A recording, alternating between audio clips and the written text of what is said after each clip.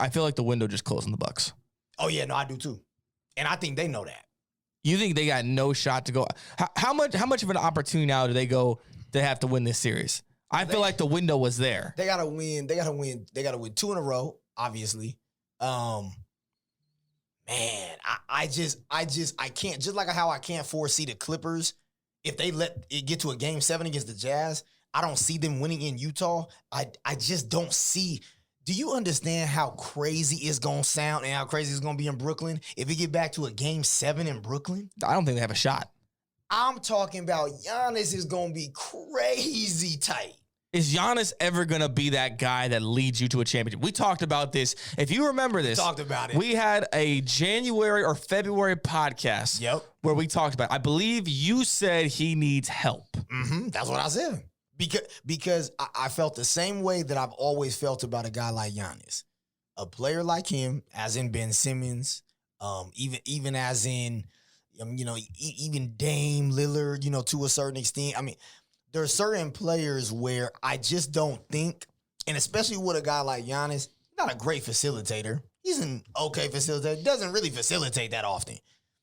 With a guy like him, especially since he's limited when it comes to his perimeter game, he doesn't have a lot of options and doesn't have a lot of different moves that he can go to.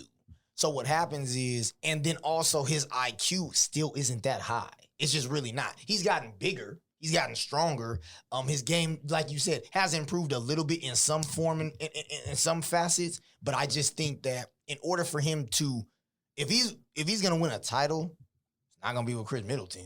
It's not gonna be with Drew Holiday. We need to address the elephant in the room right now. We need to address the elephant in the room right now. I feel like after tonight, there can be no more Kevin Durant slander.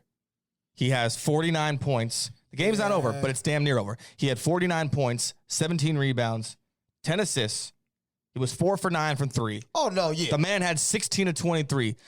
I feel like regardless, you think he's been getting a lot of slander, do you think? I do, but I think it's for all the wrong reasons. But I honestly, my opinion coming into tonight before we shot this podcast was Kevin Durant has never had to have had a moment where he had to be the best player on the floor. Forget the best on your team. You got to be the best player on the floor and win the game by yourselves. He had 49 of the Nets 112. Yeah.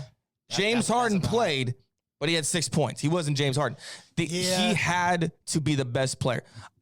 For whatever people want to say about him going to the Golden State, this and that, tonight Kevin Durant showed me something. Kevin Durant definitely, I don't know if you would consider him the best player in basketball. Yeah. Some would. I have no problem with that. It's everybody's opinion. Yeah. But tonight he was the best player on the floor in a do-or-die game. If you lose this game, the chances of you winning 2, let alone 1 game are horrible. Yeah. But he did it. You got to give him his flowers. I got to give him his credit. I got to give him credit. He did play crazy tonight. He did play out of his mind tonight. Like you said with the stat line, 49, 16, and 10.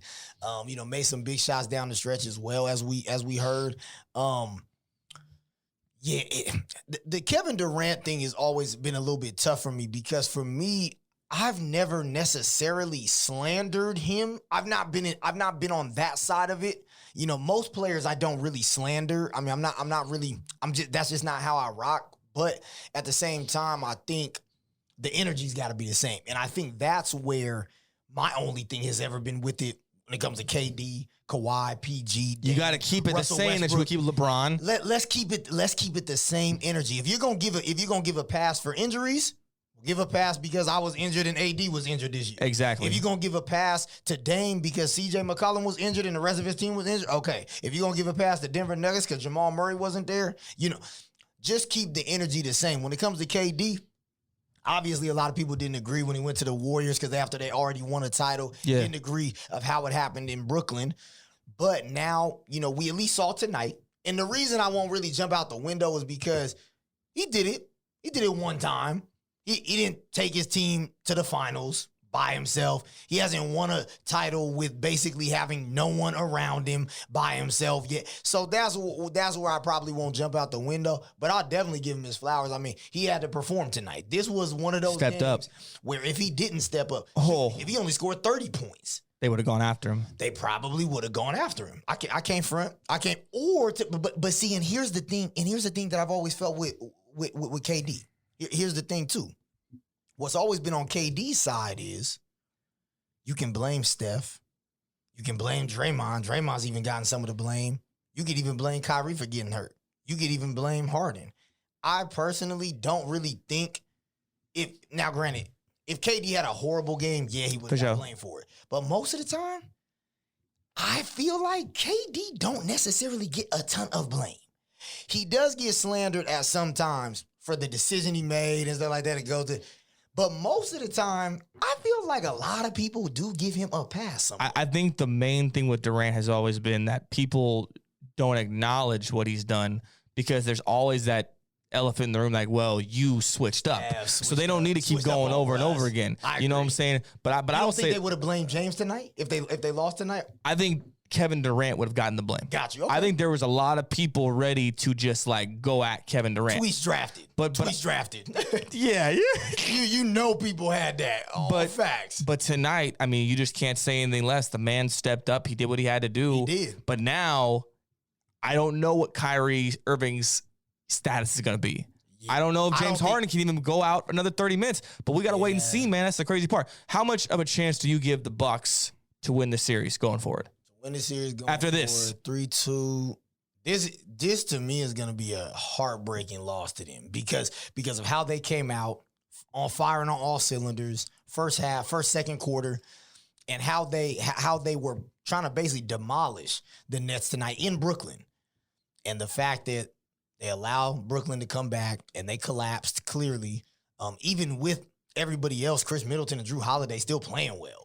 To be honest, at least from the box score. So they blew it. I think they blew. I probably give them about a 30, maybe 30% chance. And I had them beating Philadelphia or Atlanta. Did you? Okay, I wouldn't be mad at that because of matchups. Honestly, because of matchups, I wouldn't have been mad at that. That was their golden ticket, man. I honestly wouldn't have been mad at that. They needed tonight's game. They definitely needed tonight's game because just in case if it went to a game 7, okay, you're like, okay, then hey, that's up for all the marbles.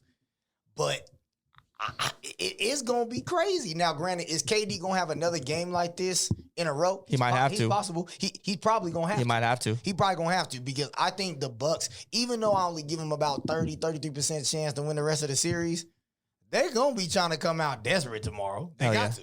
Hell yeah.